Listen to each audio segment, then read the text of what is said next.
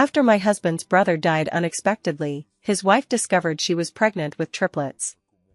In order to help her give birth to the stillborn child, my husband took it upon himself to bring her into our home. That day, my sister-in-law took out 2 concert tickets and begged my husband to accompany her. "These tickets were bought by your brother. He said he would take me to see the concert. Let's just consider it fulfilling his last wish." My husband ignored my disappointed look and agreed immediately. "Yo-yo, the 2 of us will go next time. Your aunt is in a bad mood lately, so I'll take her out to cheer her up." On the day of the concert, I turned on the live stream. But during the random selection of lucky couples on the big screen, I saw my husband hugging my sister-in-law's waist and kissing her passionately. When they saw the camera, they turned their heads away in embarrassment and were teased that young couples are shy and reserved. But no one knew that he was my husband of 3 years and my beloved sister-in-law. A divorce agreement was sent to my husband's hotel, and he called to scold me for being unreasonable. "I told you that tonight I'm accompanying her as her brother, and everything I'm doing is just to comfort her in her grief over losing her husband. Can't you understand us?" "I understand you, but who understands me?" My face turned dark, and I immediately turned off my phone. But that scene was burned into my mind like a hot iron. My husband was hugging my sister-in-law's waist, kissing her passionately, their lips intertwined, pulling out ambiguous silver threads. As the camera panned across them, they hurriedly turned their faces away, but the host's teasing voice rang out harshly. "Oh, young couples are so shy and coy. You've already kissed, what's wrong with showing everyone?" "A young couple? Huh, one is my husband of 3 years, and the other is my respected sister-in-law. If they are a couple, then what am I? A joke?" Thinking back on everything that has happened over the past 2 months, I feel a deep sense of helplessness rising within me. After Cale's brother passed away, Cale rushed home without delay to help his sister-in-law with the funeral arrangements. Back home, there were constant rumors that they were living together and going out together, as if they were a married couple. Cale explained to me that it was all a misunderstanding. The house and land in his hometown hadn't been settled yet, so they had to stay there for a while longer. Until a week ago, his sister-in-law was found to be 3 months pregnant. Based on the timeline, it was his brother Blaze's posthumous child. In order to allow my sister-in-law to have a peaceful pregnancy, Cale did not consult me at all and simply took her to our wedding room in the city. My sister-in-law is very sensitive, and her mood swings have become more pronounced since she became pregnant, so she needs my husband to comfort her in her room at all times. Cale washed her hair, dried it, and massaged her feet. Everything he wouldn't do for me, he did for my sister-in-law with a smile. When I confronted him, he just said that was how my sister-in-law and her husband interacted. In order to help his sister-in-law overcome the pain of losing her husband and give birth smoothly, he had no choice but to comply. That was until the concert incident. This concert was the comeback performance of a singer I had admired for over a decade. In order to get tickets, I mobilized all my friends and even asked for time off from work, just waiting to go to the concert with my husband to relax. But one sentence from my sister-in-law changed his mind. He canceled our previous plans and decided to accompany my sister-in-law instead. If it was just a concert, I would have tolerated it. But if it weren't for the live broadcast exposing their behavior, how long would I have been deceived? I'm tired, and I don't want to hear their explanations anymore. I don't know how long I sat there, but I finally dialed the lawyer's number. "I want a divorce. Draft the divorce agreement as soon as possible and send it to the hotel where Cale is staying. Since he can't let go of his sister-in-law, let him spend the rest of his life with her. I don't want to get involved in their relationship anymore." Early the next morning, the door was pushed open violently. Cale stood at the doorway with a grim expression, clutching the divorce agreement tightly in his hand. Behind him was his sister-in-law, her eyes red from crying. "Yo-yo, have you lost your mind?" He strode in and slammed the agreement down on the coffee table. "Divorce is something you can just bring up casually? What do you want?" I looked up at him and suddenly felt amused. "What do I want? I'd like to ask you what you two were doing at the concert last night." My sister-in-law trembled, tears instantly falling from her eyes, her voice choked with emotion. Yo-yo, it's all my fault. I missed him so much that I accidentally mistook Kale for Blaze. I just wanted to deceive myself. She cried so hard that her tears fell like raindrops on pear blossoms, and my husband immediately felt sorry for her and held her shoulders, turning to glare at me. Did you hear that? She's just so upset. If my brother hadn't passed away, they would have done the same thing at the concert. What's wrong with me pretending for her once, just for one night? Can't you understand? Seeing him in such a hysterical state, my heart sank instantly. We had been married for 3 years and had never had an argument. But ever since my sister-in-law came to live with us, we had been fighting constantly. But every time, he brushed me off with the excuse that his sister-in-law had lost her husband and was pitiful. She did lose her husband, but isn't that also true for me now? My husband is now completely consumed by his sister-in-law. Where is there any room left for me? Understand? Understand that you're acting like a couple in front of the camera? Understand that you're kissing passionately in front of a national audience, or understand that you're using my husband's identity to stand in for your brother? Kale's face froze, but his tone remained defiant. I told you, it was just to comfort you. It's fake. Fake. Do you really have to be so nitpicky? I found it laughable. I picked up the pen and signed my name on the divorce agreement. Whether it's true or not, I can't keep this marriage going. You guys can keep up the charade, but I'm out. Kale clenched the divorce agreement so tightly that his knuckles turned white. His gaze shifted from anger to panic, and finally revealed a hint of pleading. Yo-yo, let's talk, just this once, okay? His voice dropped, sounding a bit weak. I know I was wrong, but divorce is no small matter. Give me another chance. I looked at him and suddenly felt ironic. The way he looked, it was as if he really cared about this marriage. But just last night, he was kissing another woman in front of a national audience, and now he's begging me for forgiveness? Fine, I said calmly. I'll give you a week. Kale's eyes lit up, and he immediately took a step forward. Really? I stared at him and stated my demands. The condition is that you must send my sister-in-law back to her hometown and refrain from any inappropriate contact with her for the next week. His expression froze instantly, and his eyes darted around, as if he had been struck in a vulnerable spot. Sure enough, the next second, he frowned and spoke with a troubled tone. Yo-yo, she's pregnant now, and there's no one to take care of her in her hometown. What if something happens? How about, we wait until the baby is born? I laughed coldly. See, he would never give up taking care of her. Whatever you want. I turned and walked toward the bedroom, not looking back at him. Anyway, I gave you the chance. Whether you take it or not is up to you. Kale thought I would be reluctant to let him go, but I just needed to buy some time. Use this week to handle the division of property and gather evidence to ensure that he leaves with nothing when we divorce. That night, Kale, who rarely went to his sister-in-law's room to massage her, took a shower and lay down on my bed instead. In the darkness, we lay back to back, as if an invisible chasm separated us. Yo-yo. He hesitated before speaking. Actually, I've been thinking about this for a long time.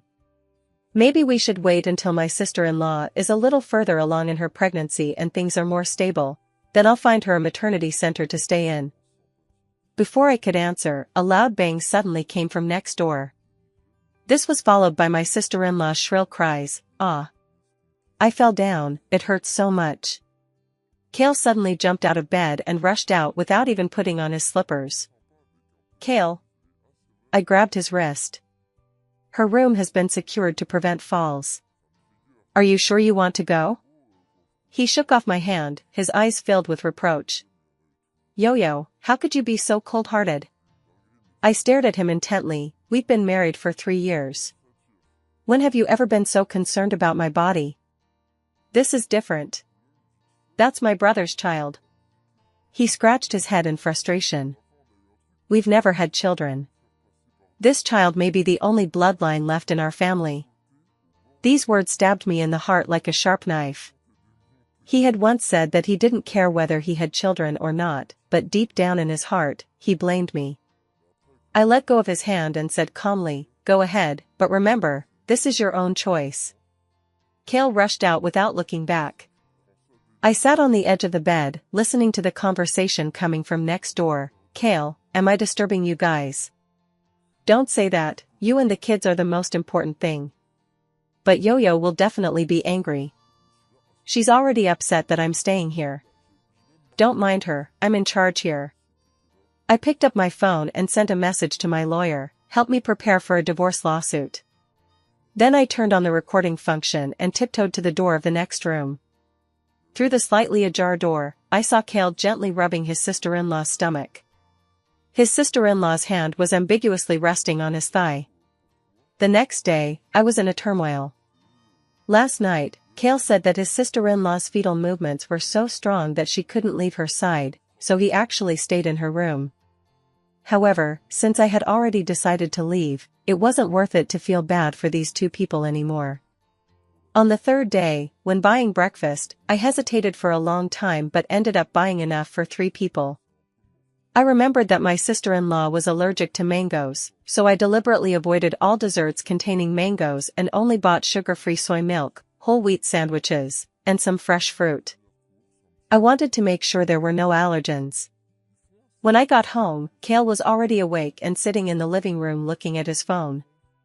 "I bought breakfast," I said casually, placing the food on the dining table. He looked up at me with a complicated expression, but ultimately just grunted in response. My sister-in-law came out of the guest room, looking a little pale. When she saw the breakfast on the table, she paused for a moment. "Thank you, Yo-Yo. You're so thoughtful." She smiled softly and reached for the sandwich. I nodded and said nothing. Cale also walked over and sat down. The atmosphere was silent and somewhat oppressive. Just then, my sister-in-law took a bite of her sandwich, suddenly clutched her stomach, her face turned pale, and she bent over in pain. "Ah, it hurts." Her voice trembled, and cold sweat instantly broke out on her forehead. Cale panicked immediately and grabbed her arm. "What's wrong? Are you feeling unwell?" "Mango. I'm allergic to mango." She managed to squeeze out a few words, breathing heavily. Cale suddenly looked up, his gaze piercing me like a knife, his voice rising sharply. "Yo-Yo. Did you buy breakfast? Did you put mango in it on purpose?" I froze, then laughed coldly. "Cale, are you crazy? There was no mango in the breakfast I bought." I immediately pulled out the receipt and the store's ingredient list and slammed them on the table. "Look closely, I deliberately avoided all mango products and didn't even buy any tropical fruits." Cale glanced at the receipt, his expression faltering, seeming somewhat shaken. But the next second, my sister-in-law let out a painful moan, and he immediately glared at me again. "Then how could she be allergic? You must have done something." I was so angry that my fingertips trembled, but my voice remained unusually calm. "Cale, you can think whatever you want, but don't make false accusations." The breakfast was sealed in packaging the entire time, and I didn't even touch her portion. My sister-in-law was still curled up in pain. Cale didn't bother arguing with me anymore. He picked her up and rushed out. Before leaving, he turned back and glared at me fiercely, saying, "Yo-Yo, if anything happens to her or the child, I'll never forgive you." The door slammed shut. I stood there, slowly clenching my fists. My phone suddenly vibrated, and a long-lost name popped up on the screen. Mason, my former best friend. My fingers hovered over the screen, and I hesitated for a few seconds before answering the call. "Yo-Yo, I saw what happened at the concert." His voice was low and restrained, but he couldn't hide his anger. "That bastard, how could he do that to you?" My throat tightened and my eyes instantly filled with tears. It's been 3 years since I insisted on marrying Cale and had a big fight with Mason. We haven't been in touch since. Back then, he stood in front of me and said, word for word, "Cale is untrustworthy. You won't be happy with him." But I just laughed coldly and pushed him away. "Mind your own business." Thinking about it now, it's really ironic. I'm fine. I took a deep breath and tried to keep my voice calm. I've already decided to get a divorce. There was a few seconds of silence on the other end of the phone. I'm coming back next week, Mason said suddenly. I'll take care of this for you. His tone was unquestionable, as if he was still the young boy who always stood in front of me. My nose stung, and tears nearly fell from my eyes. I'm sorry. I said hoarsely, I should have listened to you back then. Silly, he chuckled softly, his voice softening, when have you ever listened to me, from the time you were little? This sentence made me burst into tears, but I felt even more ashamed. Yes, Mason had always been the person who understood me best, but I had betrayed his trust time and time again. This time, I'll listen to you, I said, wiping away my tears, my voice firm. I'll make Cale pay for what he did. Okay. Mason's voice carried a reassuring strength. Wait for me to come back. After hanging up the phone, I flipped through the photo album and found that yellowed photo. 16-year-old me and 18-year-old Mason stood under the cherry blossom trees on campus, smiling brightly. At that time, I was naive enough to believe that our friendship would last forever. Until Mason confessed his feelings to me, I rejected him outright because I didn't want to lose him as a friend. Mason, isn't it good enough that we're friends? Why do we have to cross that line? Seeing his disappointed and hurt expression, I resolutely turned and left. But now, at my most desperate moment, he was the only one who stood up for me. The news of Mason's return was like a shot in the arm, finally giving me an outlet for the gloomy mood I had been in for days. In the airport lobby, I stood at the arrival gate, my heart racing with each update of the flight information. It had been 3 years since we last saw each other. What would it be like to meet again? Lost in thought, a tall figure emerged from the crowd. Mason wore a simple white shirt and black trousers, looking cool and upright. He seemed more mature than 3 years ago, with a few traces of fatigue on his well-defined face, but his eyes lit up the moment he saw me. Yo-yo. He walked over with long strides, his voice low and gentle. I opened my mouth to speak, but before I could say anything, my eyes welled up with tears. He sighed softly, reached out and ruffled my hair, just like he used to. Why are you crying? I'm back, aren't I? I sniffed and forced a smile. Who's crying? I just got sand in my eyes. He chuckled softly, not exposing me, and took the bag from my hand, naturally putting his arm around my shoulders. Let's go. I'll take you out to eat first. His palm was warm, bringing a long-lost sense of security.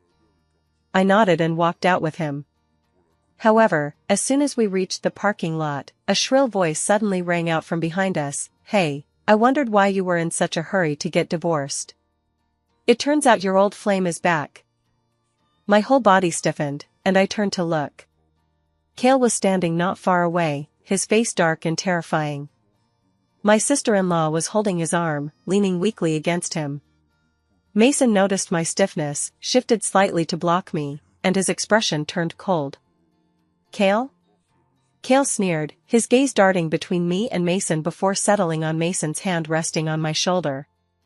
Yo-yo, you're really something, he said sarcastically.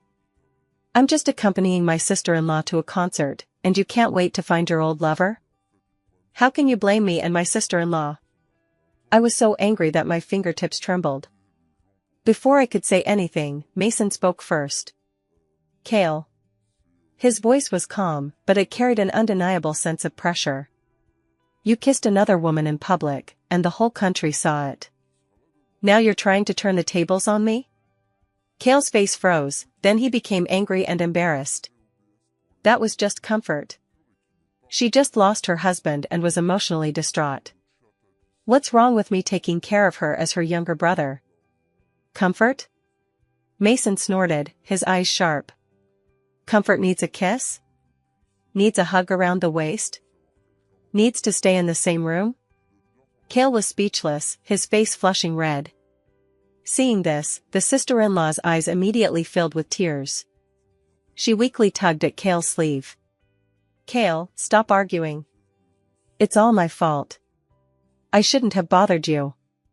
Kale immediately held her hand tenderly and turned to me, shouting angrily, "Yo-yo! Look what you've done to your sister-in-law. She's pregnant and can't be upset." Looking at him like this, I suddenly found it extremely funny. "Kale," I said calmly, "you keep saying that you are innocent, but then why won't you let her go back to her hometown? Why did you insist on moving into our wedding home?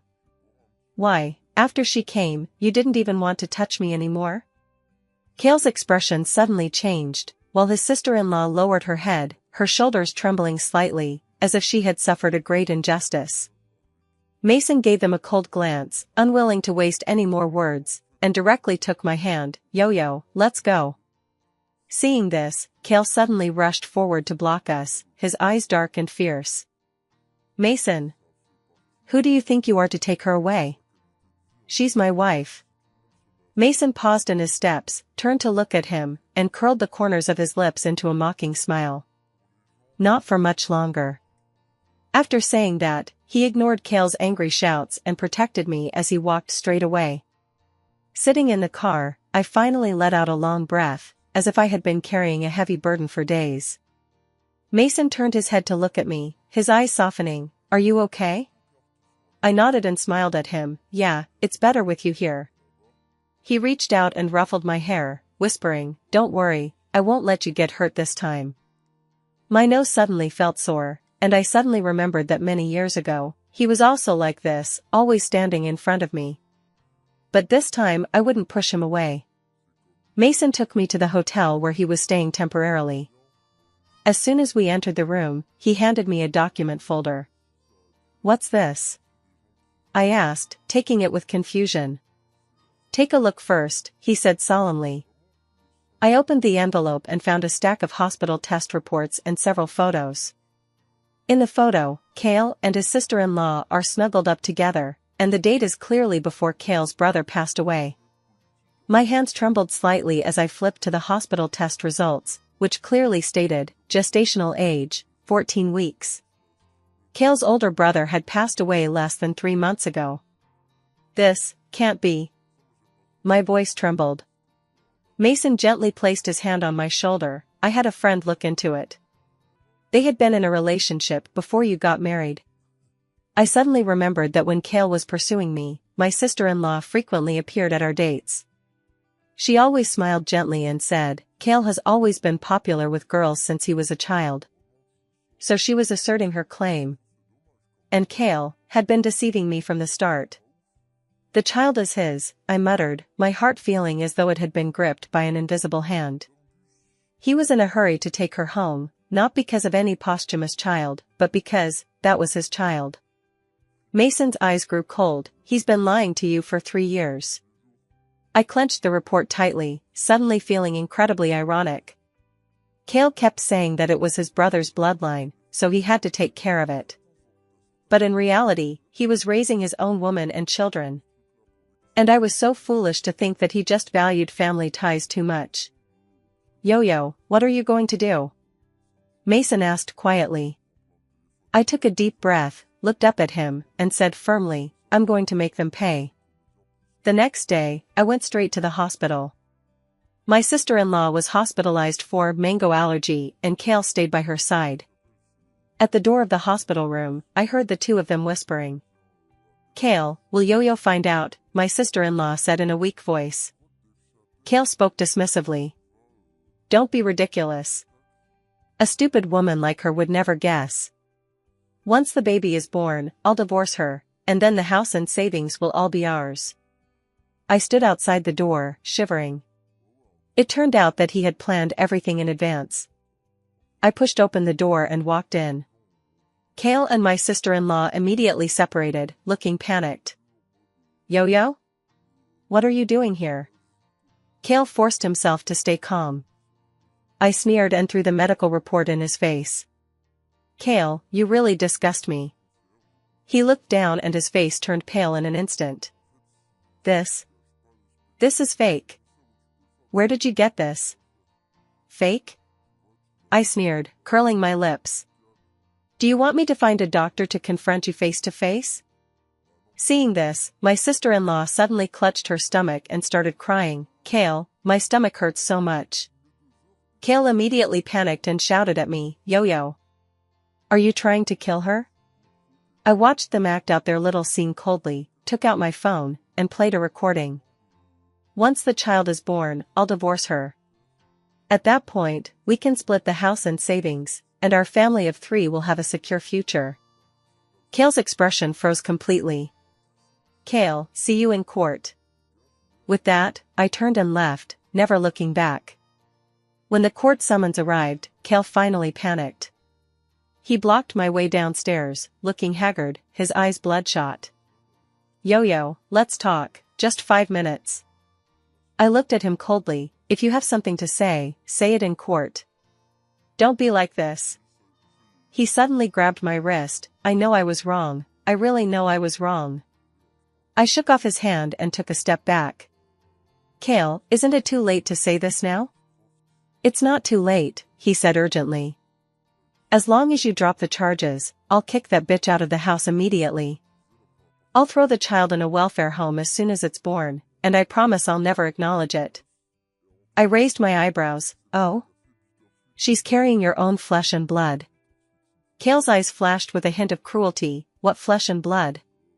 She's just a bastard. If she hadn't seduced me, how could I have made such a mistake? I chuckled softly, took my phone out of my bag, and saw that it was on a call. The caller ID clearly showed sister-in-law. Kale, did you know? I waved my phone. The call has been connected since you first arrived. His face turned pale in an instant. A heart-wrenching scream came from the other end of the phone. Kale. You bastard. I killed your brother for you, and this is how you treat me. Kale frantically tried to grab the phone. Yo-yo. Let me explain. But it was too late. My sister-in-law rushed over like a madwoman, her belly protruding, her face streaked with tears, and threw herself at Kale. You said you'd marry me. You said we'd run away together once you got the money. Kale pushed her away forcefully. Get out of here. You crazy woman. My sister-in-law stumbled and fell to the ground, screaming hysterically. How dare you do this to me? I'm going to the police station to turn myself in. I'll tell them how you made me kill your brother. The crowd immediately became agitated, and someone had already dialed 110. Kale's face turned pale in an instant. He rushed forward and grabbed his sister-in-law by the neck. Shut up. His sister-in-law's face turned purple from his grip, but she still struggled and screamed. You're scared? I'll say it anyway. It was you who told me to sabotage your brother's car. It was you who wanted to take over his company and his property. Kale panicked and pushed her away violently. His sister-in-law stumbled backward a few steps and fell heavily to the ground. Ah! She suddenly clutched her stomach and curled up in agony. My child, my child. Blood spread from beneath her, a shocking sight. The crowd gasped in shock, and someone shouted, "Call an ambulance." Kale stood frozen in place, his face pale, his eyes growing colder and colder. His sister-in-law was in so much pain that she was covered in cold sweat, but she still stared at him intently, her voice weak but filled with hatred. Kale. I won't let you get away with this. I'll make sure everyone knows that you're a murderer. Kale's pupils contracted, and he suddenly rushed forward, grabbed her hair, and slammed her head hard against the ground. Bang! A dull sound rang out, and his sister-in-law's struggles came to an abrupt halt as blood flowed from her temple. The area suddenly fell silent, everyone stunned by the sudden turn of events. Kale stood up, panting heavily, his eyes darting around frantically, then suddenly took off running. Murder! Murder! Someone screamed. I stood on the opposite side of the road, shivering, watching Kale's frantic escape. Mason wrapped his arm around my shoulders and said in a low voice, Don't be afraid, he can't get away. Sure enough, less than 10 minutes later, the sound of sirens could be heard in the distance. Kale was finally apprehended by the police in an alley. His hands were covered in blood, his expression was maniacal, and he kept muttering, She forced me. She forced me. The next day, the headlines of major media outlets were dominated by this case. Shocking. Man murders his own brother to inherit family fortune, then kills his pregnant mistress in broad daylight. Justice prevails. Brother killer and sister-in-law murderer finally apprehended.